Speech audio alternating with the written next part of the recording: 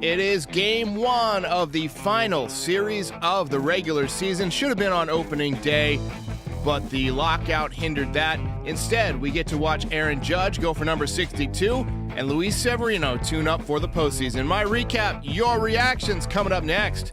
This is Yankees Game Night.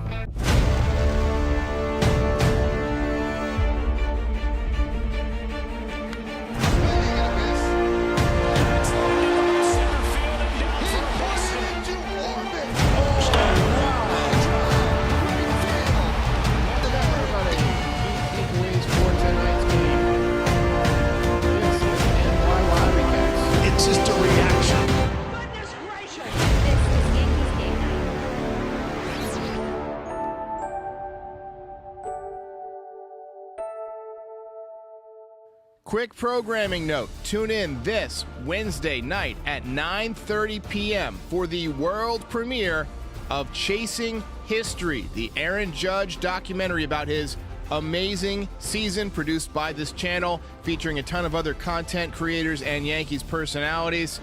I'll see you then.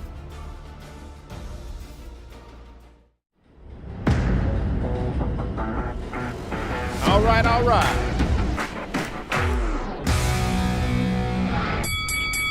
How's it going, everybody? Welcome to Baseball of the Future. I'm sure Rob Manfred loved this game. That was quick.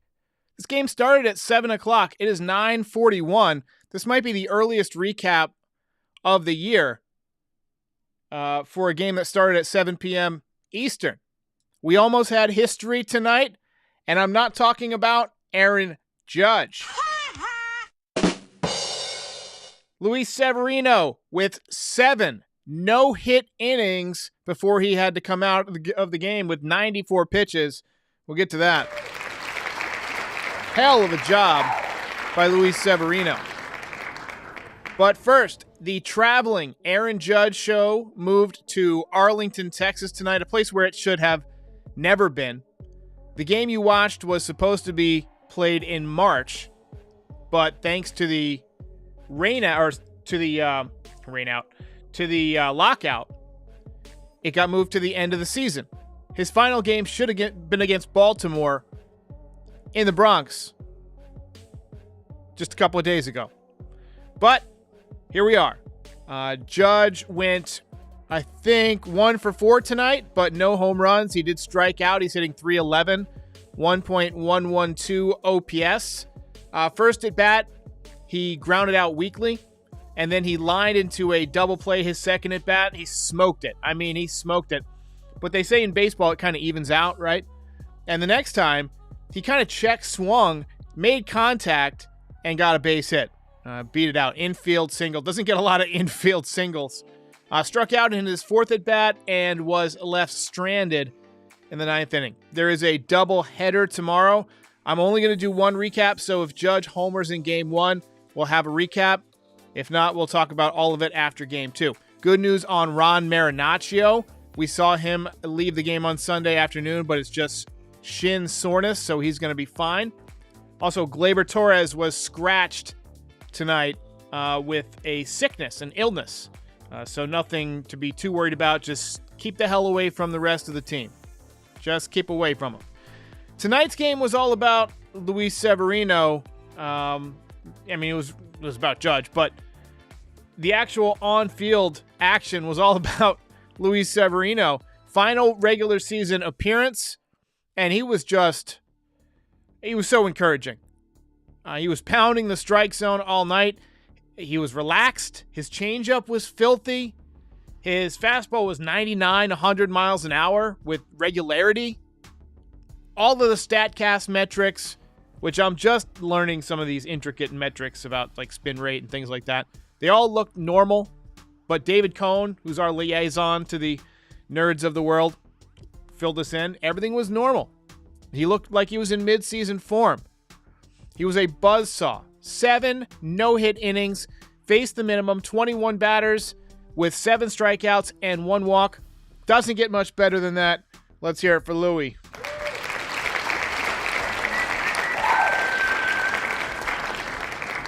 So he didn't want to come out of the game. He argued with manager Aaron Boone in the dugout briefly.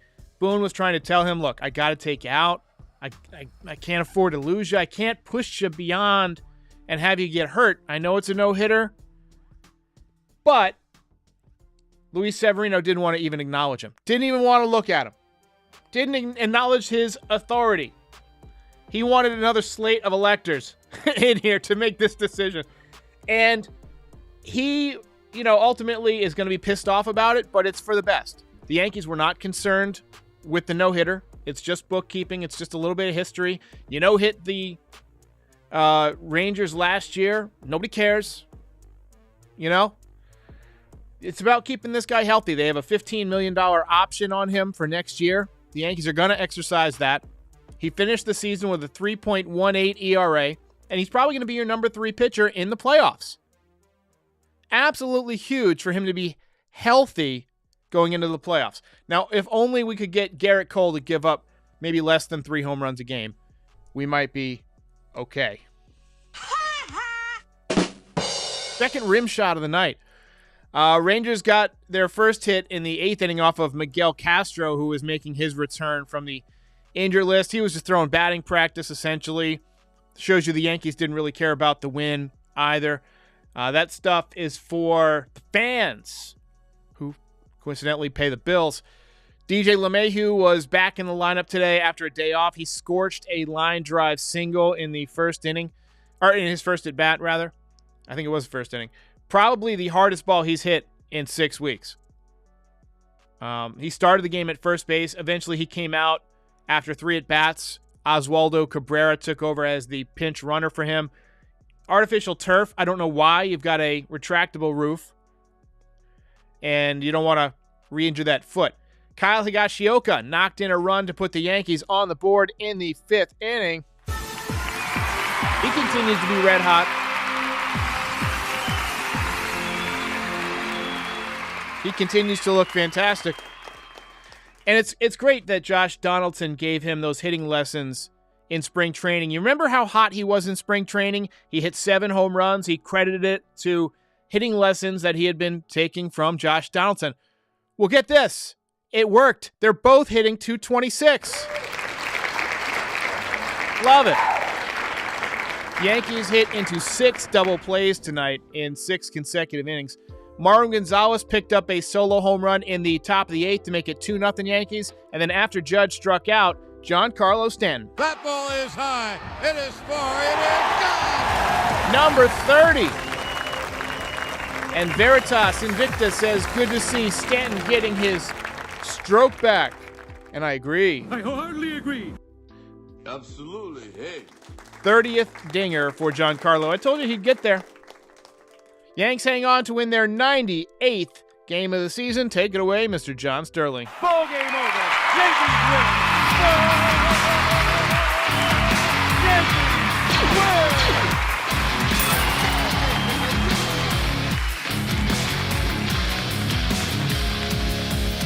You're a winner. Burger Swang says the instant Cole gets 1 strikeout tomorrow, and that would make him the Yankees franchise single-season record holder for strikeouts in a season by a pitcher. Take him out. Keeping him in is asking for trouble. I think he's going to go probably 5 innings tomorrow. I think they're going to, take it nice and easy with him. And after he goes 5 innings, maybe gives up, 2 runs on a couple of home runs, they'll get him out of there. Belt tonight goes to Sevy.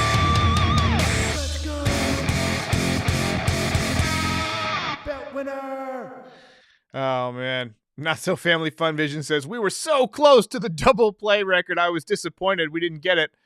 Would have been funny if we got 62 and a no-hitter and the double play record all in the same game. That is the comment of the night. Third belt of the year for Luis Severino. And, you have to be just so encouraged by the way he threw the ball. The fastball was crisp. It was riding. It had that firmness to it. I remembered I was going to wear my sunglasses tonight because the Yankees' future is so bright. We have to wear shades, but they were on the hat. So, oh well. Dr. Hitskin says Peraza has to play full time. What else does he have to do? He has to be in the future because that's not going to happen this year. I wish that they would have brought him up early, and gotten him to this point earlier in the year. He's a slick defender. I think he's every bit as good as IKF defensively, if not better, probably better. The scouts say he's the best defensive shortstop in the organization. That includes the major league roster. But IKF is, he's been your shortstop since day one of spring training, and he's a team favorite. They wanted him. They made a complex trade to try and bring him in. They believe in his defense. He hits well with runners in scoring position, showing a little bit of pop later in the season. Who could forget that big grand slam? So they're ready to win or lose with IKF at shortstop. Do I agree with it? No. But on the other hand, I also see that Peraza, he really hasn't played enough to warrant starting game one of the playoffs. I don't even think he's done enough to warrant being on. Well, has he done enough? Sure. Do the Yankees think he's done enough? No. He's not going to be on the playoff roster. But they're bringing him around to kind of get that experience of being near the team. They did this with Jorge Posada, Derek Jeter in the mid-90s. They were both around that 1995 playoff team. And, that helped them going forward. Peraza's not going anywhere. I saw somebody say that they should sign him to a contract. If he plays well next year, I wouldn't be surprised if they did that. But, PXNA says he's a better fielder, better hitter, more speed, everything. He's got more power. He just doesn't have the experience. Things like the base running mistake today, little things like that are what the Yankees are looking at because they don't want somebody who's, inexperienced to cost you a run or an out in a postseason game that could be the difference in a series with something that comes from a lack of experience. But, it's catch-22. He can't get experience unless you give him experience, and the Yankees waited forever to give him that experience. So it's just a tough situation they've put Peraza in. He keeps playing well when he gets in there. Let's go ahead and take a look at the box score tonight. I can't see with these shades on. Go ahead and take a look at the lineups. The highlights before we get to that box score. So Severino dealing early. This is 99, top of the zone. Good crisp spin. Just dirty. 3-2 pitch in the fifth. 99, strike three. Just bringing the heat tonight. Seventh inning. It's another fastball, 98 on the outside corner. This was the base hit by Higashioka that gave the Yankees their first run of the night. A little later on, Marwin Gonzalez down and into lefties is that danger zone, and he goes deep into the seats. Only to be followed up two batters later from Giancarlo Stanton. Deep into the night, 457 feet, and he is getting locked in at just the right time. Let's hope he doesn't get cold with the layoff there. So going through the box score here, Yankees built a picket fence there in the first three hitters. 1 for 4 for Judge, 1 for 2 from Stanton with a couple of walks, so he's seeing the ball better. Still hitting 210. Not going to hit for a good average this year. Just not going to happen. LeMahieu, 1 for 3. Peraza, 2 for 3. Higashioka, 2 for 4. And Marwin Gonzalez, 1 for 4 with the home run. That was his 6th of the year. As far as pitching goes, Castro came in for the first time in what seems like forever, several months. And Efros closed things out. I got to say, I'm impressed by the way Efros throws the ball. He pounds the zone. He's got good movement, got a funky arm action. He's somebody I would definitely trust in the playoffs.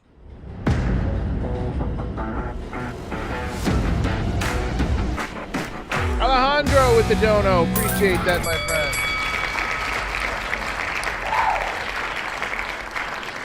Dr. Hitskin says IKF at third and Peraza at shortstop. I would be totally on board with that. But because you've got Josh Donaldson there, the Yankees trust his defense. He's hit the ball a little bit better in the second half.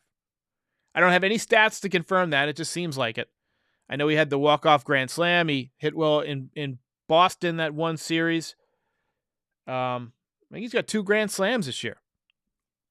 I think that the Yankees are going to ride it out with Josh Donaldson this year. But next year, who knows? He might be one of those guys that they have to just cut, DFA, eat their losses. Same thing with Aaron Hicks. Just because the roster spots are becoming more valuable than the actual players. I'll tell you what, guys. I was going to get some water before I came on live, but I've been working on multiple projects at once, and I left my water on the other side of the room. And so my mouth is very dry. So if I sound funny, that's why. Laura V says, off-season should be interesting. I think there's a high probability that the Yankees are going to make some deals. I don't think they're going to be super active in the free agent market. There's not a whole lot of free agents that they really need. I mean, the top guys are shortstops. Edwin Diaz, maybe. I could see them being interested in him. Lockdown closer. They've had some issues at closer this year. A lot of times with closers, you have to pay for the back end. You get a couple of good years, but then the last few, like Aroldis Chapman, they're not pitching well anymore. But Diaz is still, I think, young enough where you could have 4 or 5 really good years out of him. He's somebody that I think the Yankees should consider paying for. As far as trades go, you got this logjam in the infield, right? So somebody's going to have to move. It's probably going to be Donaldson. But, Gleyber Torres has really elevated his value. You might be able to refill the coffers of what you gave up to get Montas, get some young pitching, maybe a young outfielder or two. And it'll be interesting to see if they re-sign Benintendi. I think they should. I think a 2-year deal would be best, but he's probably going to want 5 years. They should give him a 2-year opt-out, right? So he can opt out and go get another contract. Because I think Jason Dominguez is going to be up in a couple of years. He's either going to take over for Bader in center field, or he's going to go to left field. I've heard a lot of people say that he's ultimately going to end up as a corner outfielder. He does have speed. He's got a pretty good arm. But I've heard that he doesn't get the best jumps or take the best routes, and he might end up moving to a corner spot. If the Yankees believe that Jason Dominguez's bat will be in the major leagues in 2 years, they probably won't sign Benintendi unless he'll do that 2-year opt-out thing. Because they could just use Oswaldo Cabrera out there. He's proven that he's adequate. Or they could just bring in, somebody else at a cheaper contract than Benintendi's going to want. Benintendi's going to want $20 million per year. Yankees might end up giving that to Aaron Judge. And Samantha T says, I have no idea what the Yankees are doing anymore. Chrisley says, we need Donaldson's defense. I think we do probably need it, but IKF is just as good defensively at third base. But I don't think Donaldson's going to be back next year. I really don't. I do think that Aaron Judge will be the number 1 priority, and Lou Rom says he should be the captain and be a Yankee forever.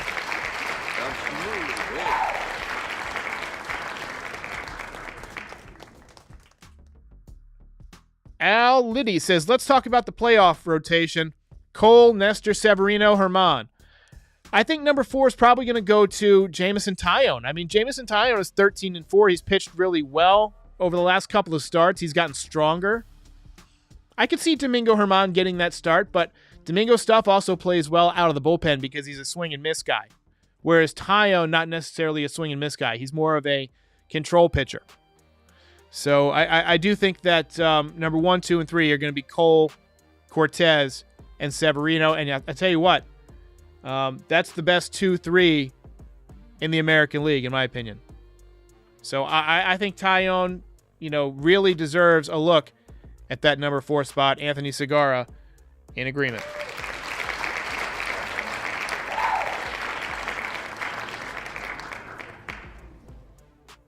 Jack Arnold says, IKF at third, Peraza at short, Volpe at second, and first Rizzo. That's how I would do it.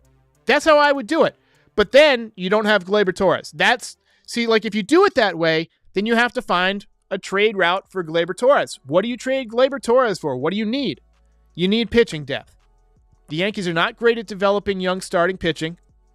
And the ones that they just developed, Wisniewski, Sears, Waldichuk are all playing for different teams. So I really think that Volpe is going to get called up early in the year. It's only a matter of time. The way he runs the bases with that pitch clock, he's going to be a humongous asset for the Yankees next year. He's going to swipe a bunch of bags. Reminder to tune in Wednesday for the Chase for History documentary premiere. Hopefully it ends with the 62nd or 63rd home run, maybe. But if not, we're ready to go at 61. It's about 25 minutes long so far and counting. I'll see ya when I see ya.